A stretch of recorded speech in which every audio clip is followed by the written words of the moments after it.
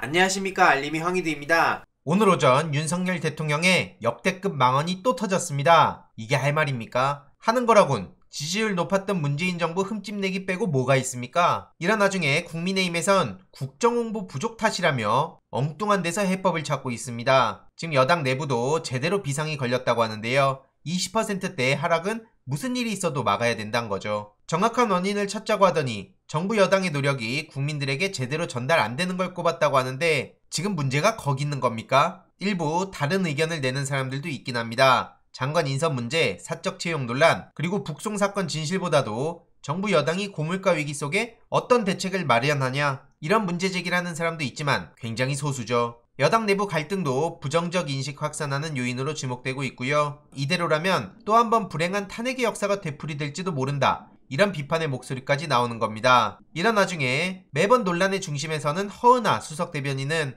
민주당스러운 선전수단이라고 비난하고 있지만 여러모로 답이 없어 보일 뿐입니다. 이에 많은 시민들도 대통령이란 말도 사치다, 국민의 50%는 촛불 들 준비를 끝냈을 거다, 이런 반응도 나오고 있는데요. 최근 JTBC에선 심리적 탄핵에 빠질 수도 있다, 이런 강경한 입장까지 냈습니다. 그만큼 매우 심각한 상황이란 거고요. 오죽하면 시민들은 이에 대해서 탄핵이 아니라 스스로 물러나야 된다, 이대로는 나라 망한다, 촛불 다시 들어야 될 것 같다, 이런 다양한 의견들이 올라오고 있고요. 윤석열 대통령은 지지율이 하락하니 즉답을 피하고 홍보수석이 첫 등장했다, 이런 얘기도 나왔지만 이 또한 근본적 해법이 되진 않습니다. 최근 권성동 망언을 비판하는 게시물이 쏟아지고 있고요. 이런 짤까지 나올 정도죠. 계속 말씀드리지만 젊은 세대 사이에선 밈이 가장 무섭고 파괴력이 크다는 점 주목해야 됩니다. 공시생들과 취업준비생들 사이에서 권성동은 절대 용서할 수 없는 사람이 된 상황이고요. 에듀윌 밈까지 탄 상황에 전국적 비판거리가 됐네요. 이에 대해서 진중권이 조용한 이유는 뭐냐? 스카이 대학생들을 향한 비판도 빠짐없는데 특히나 19년 가을에 센 척하던 진중권씨 뭐라 얘기 좀 해보세요.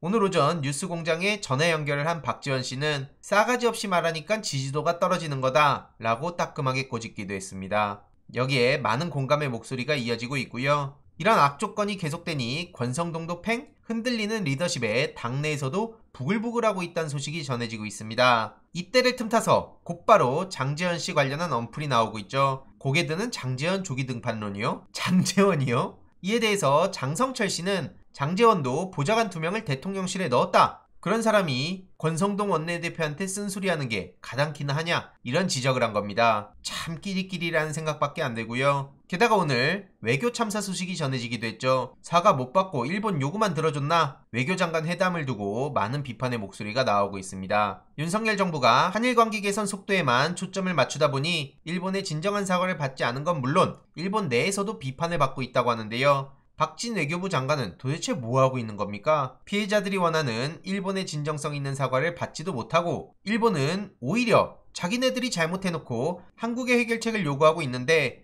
윤석열 정부가 사실상 이를 수용한 모양새를 보였다고 합니다. 이러니 이게 도대체 무슨 외교냐? 우리는 자존심도 없냐? 잘못한 것도 없는데 맨날 일본에 매달리는 게 정상적이냐는 얘기가 나올 수밖에 없는 거고요. 오늘 오전 코로나 관련 속보도 너무나 충격적이었습니다. 무려 73,582명, 83일 만에 최다 확진 소식인데요. 이런 와중에 대통령이 머드축제 갈 때냐? 시민들 사이에선 이런 분노의 목소리가 나올 수밖에 없습니다. 요즘 같은 때 지역 축제를 대통령이 꼭 가야 되냐? 위기의식은 전혀 안 느껴지고 예전으로 돌아가는 게 아닌지 불안하다는 반응도 나오고 있는 거죠. 그렇게 문재인 정부를 비난하더니 각자 도생이 결국엔 본인들의 대안입니까? 그래놓고 과학방역 타령을 해요? 논란이 이어질 수밖에 없는 건데요. 생활지원금도 유급휴가비도 축소되고 뭐 하자는 겁니까? 전문가들은 방역정책을 전환하라고 요구하고 있고요. 자영업자들이 특히 상당한 부담을 느낄 수 있다, 그리고 방역대책에 대해서도 과학적 근거가 없다고 호평을 날렸고 정부가 책임을 다하지 않는다는 지적도 제기되고 있죠. 사실상 무대책이라는 겁니다. 이에 안철수는 어디 갔냐?